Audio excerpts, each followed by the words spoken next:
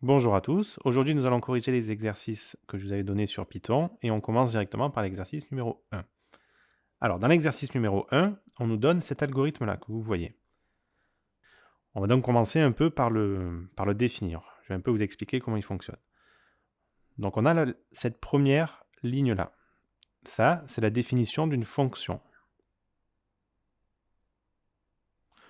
Donc dès qu'on a le mot def ici, donc ça nous permet de définir une fonction. Ici, c'est le nom de la fonction, et là, on a son argument. C'est un peu la variable, si vous voulez, de la fonction. Voilà, donc là, on définit une fonction. Et tout ce qui est défini à l'intérieur de cette fonction-là sera vrai qu'à l'intérieur de la fonction. Par exemple, la ligne 2, on voit ici que là, on a une liste. Si je suis à l'extérieur de la fonction et que j'appelle cette liste-là, ça ne va pas marcher. Si, par exemple, là, quand je sors de la fonction, je demande d'afficher la liste qu'on a créée un peu plus haut, il ne va rien m'afficher du tout. Donc, il faut faire attention à ça. C'est la première chose. Ensuite, nous avons for k in range 0 jusqu'à n. Donc là, il y a une toute petite subtilité. Donc dans notre cas, ça ne va pas changer grand-chose, mais il faut quand même le savoir. Donc on dit pour un k qui va varier en fait de 0 jusqu'à n. En fait, il ne varie pas de 0 jusqu'à n, mais il varie de 0 jusqu'à n-1. Alors qu'est-ce que ça change dans notre cas là? Dans notre cas, je vous ai dit que ça ne changeait rien. Pourquoi? Eh bien, on va prendre un exemple. Si on prend une liste qui est égale à 1, où je mets les éléments 1, 2 et 3 à l'intérieur. Donc ma variable k, elle va varier, on va dire, de 0 jusqu'à n. Ici, n, c'est 3, parce que j'ai 3 nombres à l'intérieur. Hein, parce que j'ai 3 éléments à l'intérieur de ma liste. Donc de 0 jusqu'à 3. Et bien Python, ce qu'il fait, c'est que pour Python, le premier nombre ici, c'est pas le premier, mais c'est le 0. Celui-ci, c'est pas le deuxième, mais c'est le premier. Et celui-ci, c'est le 2. Donc en fait, on va faire la somme de L0, si vous voulez. Donc de l'élément qui a à la 0e place de la liste L, plus L1, l'élément à la première place de la liste L, plus L2. Et donc ça va être l'élément en deuxième place de la liste L. Et donc finalement, donc de 0 jusqu'à n-1, et bien finalement ça nous arrange. C'est-à-dire on va faire les sommes de 0, 1 et 2. Enfin pas les sommes, mais on va prendre les valeurs de k, qui sont L0, L1 et L2. Voilà ce que ça veut dire. Ensuite, la première ligne de notre boucle for, c'est x égale int input et donner un élément de la liste. Alors ça, c'est quelque chose qu'on a déjà vu, c'est entre guillemets, c'est une chaîne de caractères, et c'est ce que va afficher le programme pour demander à l'utilisateur, avec la fonction input, pour demander à l'utilisateur de rentrer quelque chose. Et qu'est-ce qu'on va rentrer dans input? On va rentrer un entier, un nombre entier. Si vous mettrez un nombre à virgule, vous risquez d'avoir des problèmes. Donc, il vaut mieux rentrer un nombre entier, parce que là, on a int. On aurait pu changer le int et le mettre float ou autre chose. Ça aurait marché aussi. Hein. Ensuite, la dernière ligne, enfin l'avant-dernière, L append x. Ça veut dire quoi? Ça veut dire qu'on ajoute à L, append, ça veut dire ça va prendre, le x, on va ajouter à la liste L la valeur x, et on l'ajoute à la fin de la liste. Maintenant, nous avons tout ce qu'il faut pour pouvoir résoudre l'exercice. On va donc commencer avec la question numéro A. Dans la question A, on nous pose que représente l'argument de cette fonction. Donc l'argument de cette fonction, là on n'a qu'une seule fonction, c'est la fonction list ici. Son argument, je vous ai dit que c'était le petit n. Et le petit n, on va voir ce qu'il fait là-dedans. La deuxième ligne, la première ligne de la fonction et la deuxième ligne du programme, elle est ici, elle nous crée une liste. La liste, ici, il n'y a rien à l'intérieur, c'est juste deux crochets. Donc ça, en fait, on crée une liste avec rien à l'intérieur. On crée juste une liste vide. Et ensuite, on nous dit pour k qui varie de 0 à n. Avec le petit n ici, qui correspond à ce petit n ici. Qu'est-ce qu'on va faire? Eh bien, entre 0 et n, on va dire que x est égal à un entier. Input, c'est ce que va rentrer l'utilisateur. Et on dit que l'élément que l'on vient de rentrer, il se met dans la liste L. Et ensuite, le résultat de la fonction, c'est grand L. OK. Donc ça veut dire que si je rentre 6 ici, donc pour k qui varie de 0 à 6, on va taper x égale, donner un élément de la liste, L prend la fonction x. on revient une fois, deux fois, trois fois, quatre fois, cinq fois, jusqu'à ce que k soit égal à 5, pas à 6. Attention. Parce qu'au départ, k il est égal à 0. Après, on va faire 0, 1, 2, 3, 4 et 5. On aura fait nos 6 passages. Finalement, le n, il agit sur quoi? Donc, l'élément n ici, l'argument de notre fonction, à quoi il sert? Il sert à nous faire boucler un certain nombre de fois. L'élément n, c'est lui qui va décider combien de fois on fait notre boucle. On l'a fait n fois. Et donc, comme à chaque fois qu'on fait une boucle, qu'on fait un tour de la boucle, on ajoute un élément à notre liste, le petit n, il correspond, donc c'est la réponse à la question petit a, le petit n, il correspond au nombre d'éléments dans la liste. Alors, c'est la liste L. Voilà, donc là, on a répondu à la question petit a. La question petit b, maintenant. On nous demande sur quelle ligne du programme la liste L est-elle initialisée. Donc, elle est initialisée en ligne 2. Bon, pas 4 chez moi, parce que j'ai sauté 2 lignes avant. Donc, c'est la ligne numéro 2. Maintenant, on nous demande de saisir cette fonction-là. Donc voilà, on est sur Internet, donc sur le site que vous connaissez, repl.it. Et j'ai saisi la fonction ici. Donc là, on a 3 guillemets qui correspondent en fait à des commentaires. Tout ce qu'il y a à la suite, ce sera des commentaires. Ce qui fait que le programme ne le prendra pas en compte. Alors, qu'est-ce qui se passe ici? J'ai retapé exactement la même fonction. On va appuyer sur Run, sur exécuter le programme. Qu'est-ce qu'on voit ici? Eh bien, on voit dans la console là, qu'il n'y a rien qui s'affiche. Alors, effectivement, c'est normal. Pourquoi? Parce que je ne lui ai rien demandé. Là, il y a juste une fonction qui est définie dans notre programme. Donc, en fait, c'est normal que rien s'affiche. Pour voir si ça fonctionne bien, eh bien, il va falloir taper le programme ici. Il va falloir appeler cette fonction-là, list n. Donc, pour l'appeler, il faut taper list. Et entre parenthèses, on va mettre l'argument de notre fonction. Si je veux une liste à 3 nombres, liste, entre parenthèses, 3. On va faire 3 boucles. On appuie sur Entrée. On nous demande de donner un élément de la liste. Bah, très bien, je vais dire 3 par exemple. Un deuxième élément, 4. Et normalement, celui-ci, c'est le dernier. On va taper 6. Et effectivement, ma liste, maintenant, on le prend 3, 4 et 6. Alors, je vous avais dit que si on tapait print grand L ici, ça ne changerait rien. C'est ce qu'on va voir. Voilà, donc là, j'ai print grand L. On va exécuter le programme. Et il nous dit que L n'est pas défini. Grand L n'est pas défini. Pourquoi? Encore une fois, c'est parce qu'il est dans la fonction ici. Et dans la fonction, c'est défini seulement dans la fonction, pas ailleurs. Et donc effectivement, là, grand L n'existe pas. Donc dans la partie 2, on nous demande de saisir un deuxième algorithme. Le deuxième algorithme qu'on saisit, c'est celui-là, celui du dessous. On nous demande d'exécuter le programme. Donc on exécute le programme, on tape. Donner un élément de la liste. Donc là, vous remarquez que je n'ai pas tapé liste quelque chose. Donc je donne un élément de la liste. Je vais dire 3 par exemple. Alors, on nous demandait donner le nombre d'éléments de la liste en premier. Donc je dis qu'il y a 3 éléments dans la liste. Donner un élément de la liste. On va mettre 4, 5 et 2 par exemple. Et donc là, ma liste maintenant, vous voyez que tout à l'heure, j'ai rentré les nombres. 3, 4, 5 par exemple. Ma liste, c'était 3, 4, 5. Ici, qu'est-ce qu'on remarque?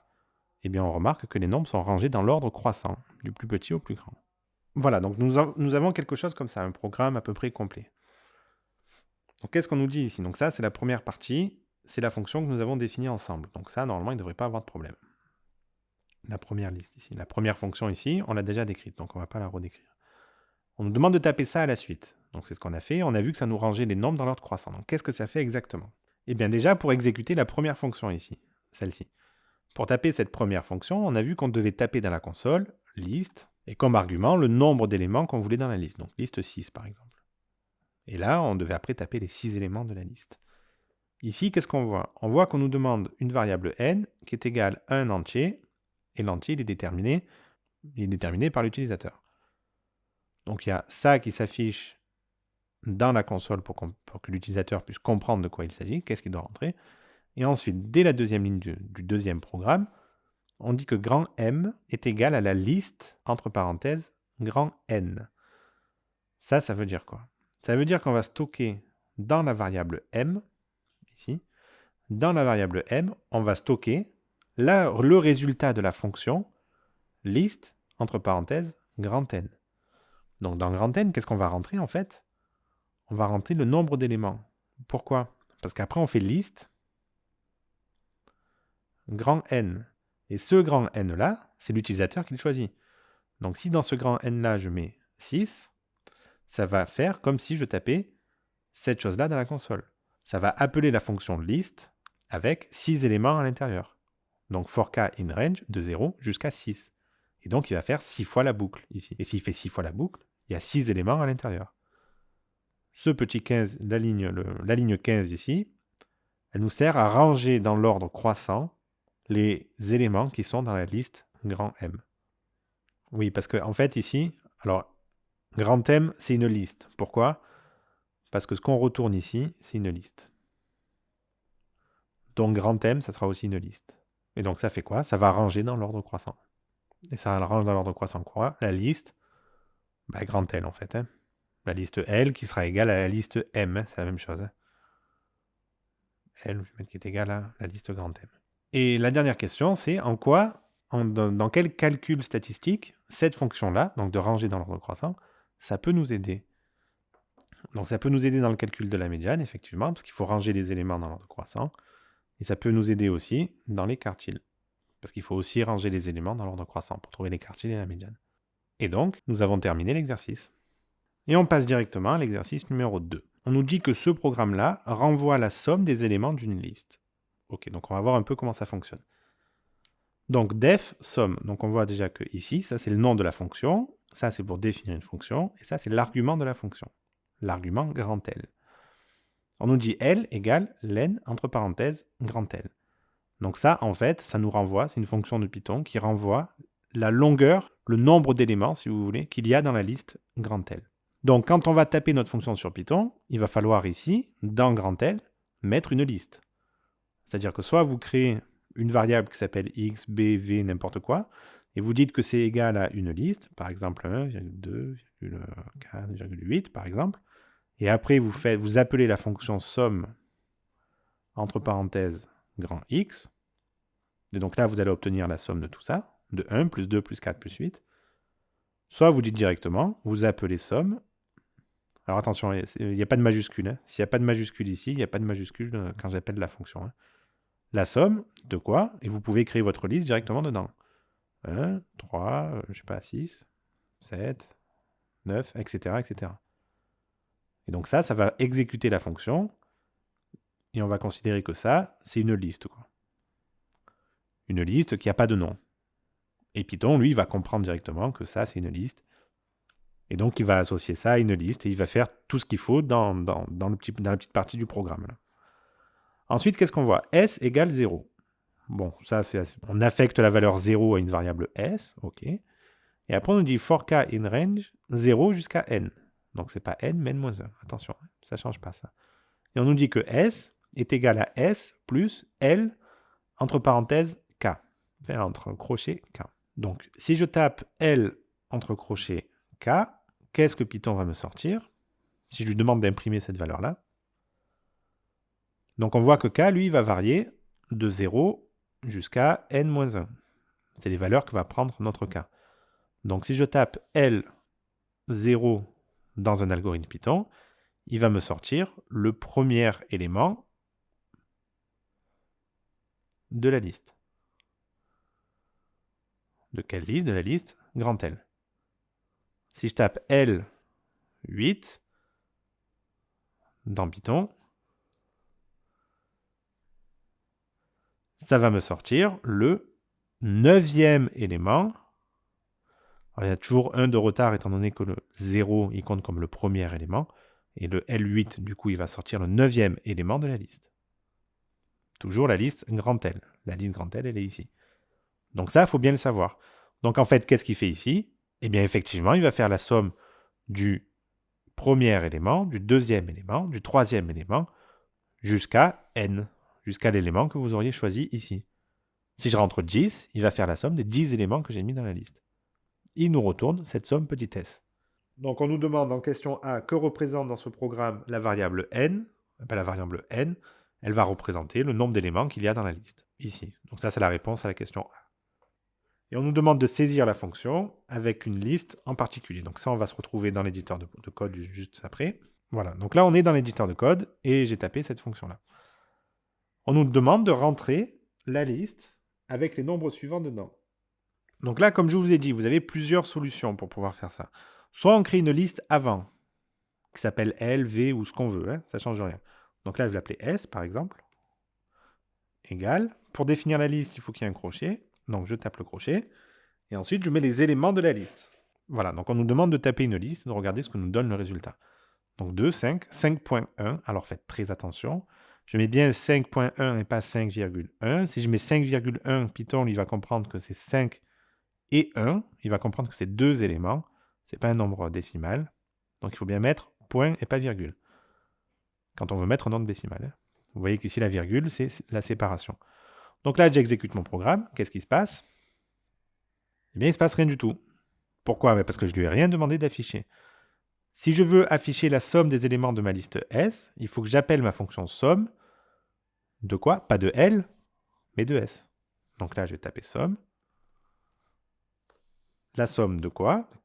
Quelle variable je vais lui attribuer? Ici, ça va être grand S. J'appuie sur Entrée. Et il me fait effectivement la somme de tous les éléments que j'ai dans ma liste S. Donc on va voir une deuxième chose. Je relance le programme. Je vous ai dit qu'on pouvait taper directement la liste là-dedans. Donc on va voir, on appelle la fonction somme. Donc entre parenthèses, toujours.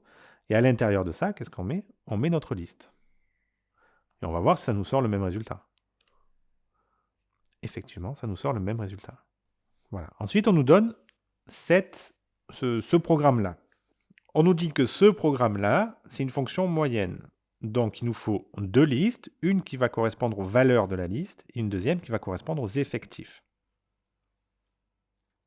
Aux effectifs associés de la première liste, évidemment.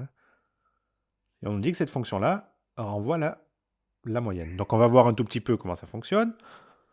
Donc ici, n est égal à la longueur de la liste x. Ok, pourquoi pas. Donc on stocke dans n la longueur de la liste x.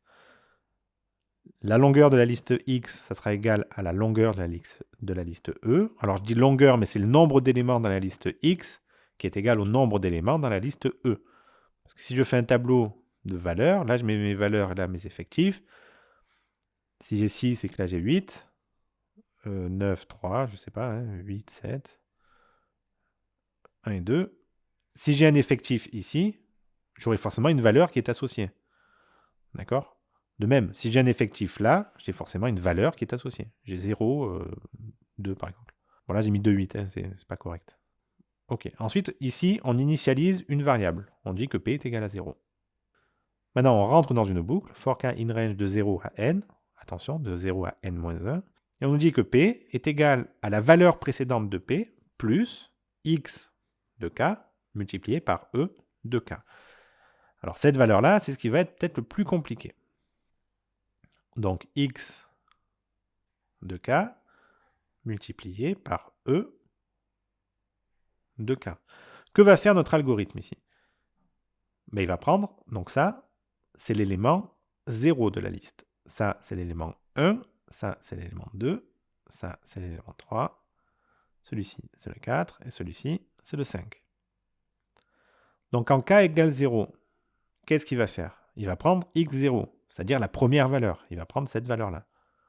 Donc ça, pour k égale 0, ça me donne 6, multiplié ici par 8, e de k. 6 fois 8. Plus le premier p qui est égal à 0.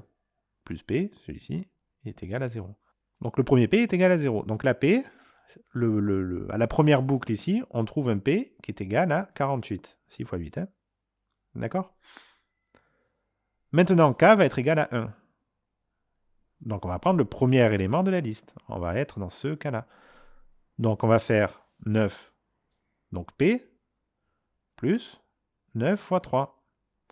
Mais p, c'est plus égal à 0, mais à 48. Donc on va faire 48, plus 9 fois 3, 7, 48, plus 27.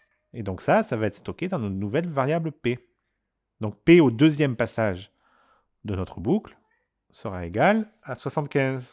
Voilà, donc ça c'est pour les explications de l'algorithme. pour les explications de la boucle for. Ensuite, ici, on a petit m, donc c'est une nouvelle variable, qui est égale à p divisé par somme de e. Alors, somme e ici, on appelle cette fonction-là. Non pas avec la liste L, mais avec la liste E. Donc c'est deux choses différentes, attention. Hein, on appelle la fonction somme avec une liste E à l'intérieur. Le petit p, c'est en fait toutes les valeurs multipliées par leurs effectifs associés. Si on multiplie toutes les valeurs par leurs effectifs et qu'on divise tout ça par la somme des effectifs, eh bien ça nous donne effectivement la moyenne. Donc dans petit m, on stocke la moyenne. Donc voilà, ça c'est les explications de l'algorithme en entier. Et on nous demande dans le petit a, à la sortie de la boucle ligne 12 à 14, donc de 12 à 14, c'est ma boucle ici, c'est ces deux-là, quelle est la valeur de la variable notée p? Eh bien p, c'est ce que je vous ai dit en fait, ça sera la somme des valeurs multipliées par leurs effectifs. Voilà ce que ça va être. On nous demande d'effectuer le calcul qui est associé à la ligne 15, donc la ligne 15 c'est celle-ci, elle est ici. Donc on nous demande le calcul associé, ça va être P. Donc la moyenne sera égale à P divisé par la somme de E.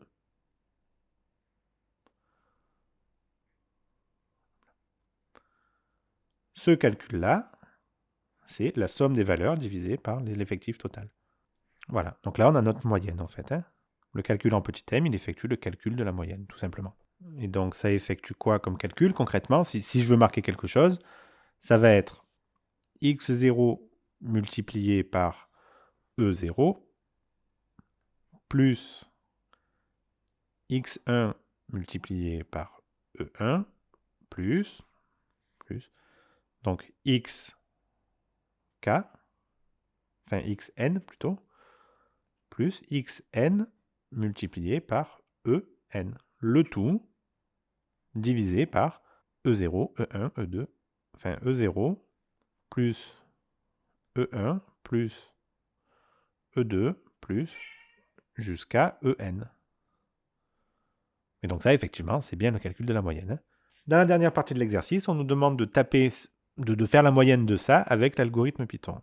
Donc pour ça, on va devoir retourner dans l'éditeur Python et on va taper tout ça. Donc ici, qu'est-ce qu'on voit? Donc déjà, notre somme ici, on peut l'effacer. Ça ne nous sert plus à rien.